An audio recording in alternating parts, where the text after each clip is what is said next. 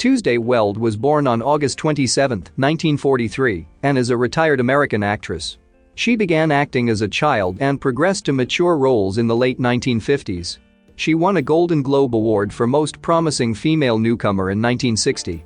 Over the following decade, she established a career playing dramatic roles in films.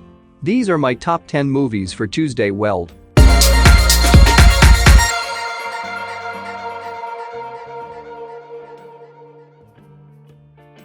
At number 10. Lord Love a Duck, 1966. An unusually gifted high school senior, Alan Musgrave, Roddy McDowell, decides to direct his mental powers toward helping an innocent new student, Barbara Ann Green, Tuesday Weld, achieve her goal of popularity. With Alan's guidance, Barbara climbs the social ladder, finds a husband, and eventually gets a shot at a glamorous movie career.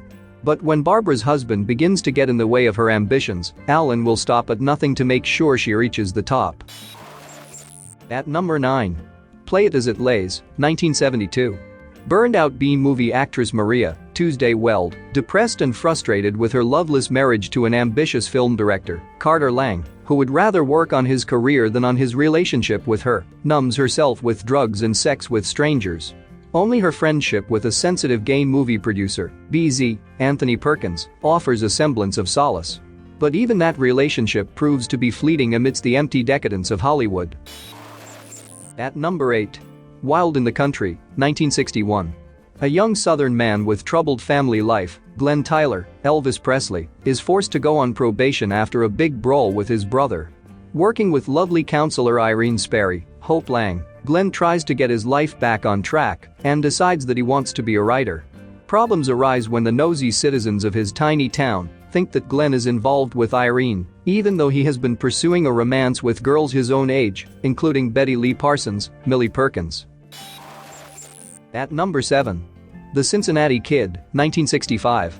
Young poker player Eric Stoner, Steve McQueen, also known as the Cincinnati Kid, wants to build his reputation by beating the best player around, Lancey the Man Howard, Edward G. Robinson.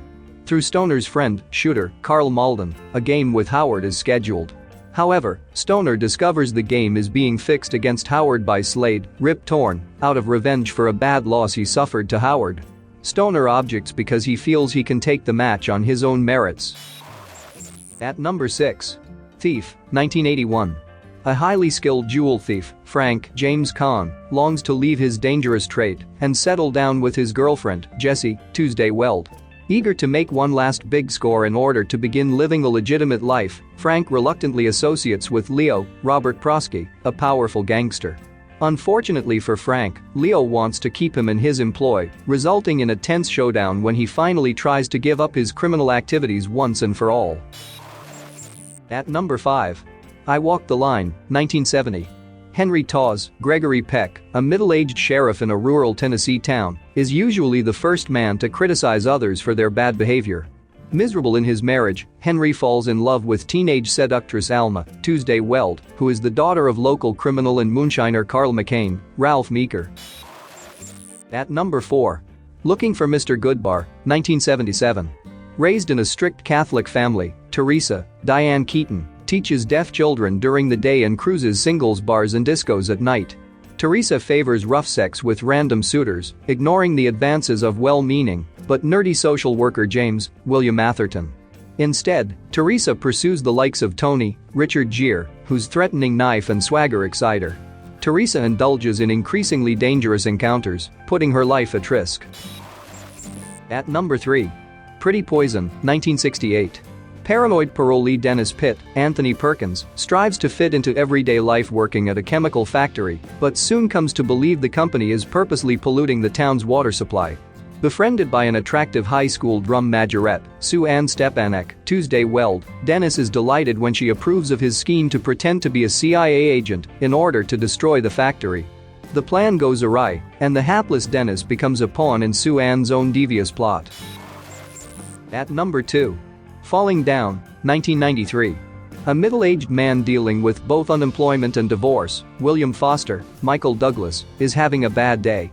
When his car breaks down on a Los Angeles highway, he leaves his vehicle and begins a trek across the city to attend his daughter's birthday party. As he makes his way through the urban landscape, William's frustration and bitterness become more evident, resulting in violent encounters with various people, including a vengeful gang and a dutiful veteran cop, Robert Duvall. At number 1. Once Upon a Time in America, 1984. In 1968, the elderly David Noodles Aronson, Robert De Niro, returns to New York, where he had a career in the criminal underground in the 20s and 30s. Most of his old friends, like longtime partner Max, James Woods, are long gone, yet he feels his past is unresolved. Told in flashbacks, the film follows Noodles from a tough kid in a Jewish slum in New York's Lower East Side through his rise to a bootlegger and then mafia boss. Hey there folks, thank you for staying and watching this video. Hope you enjoyed it. Please stay tuned for more exciting videos to come. Thank you, and I'll see you again soon.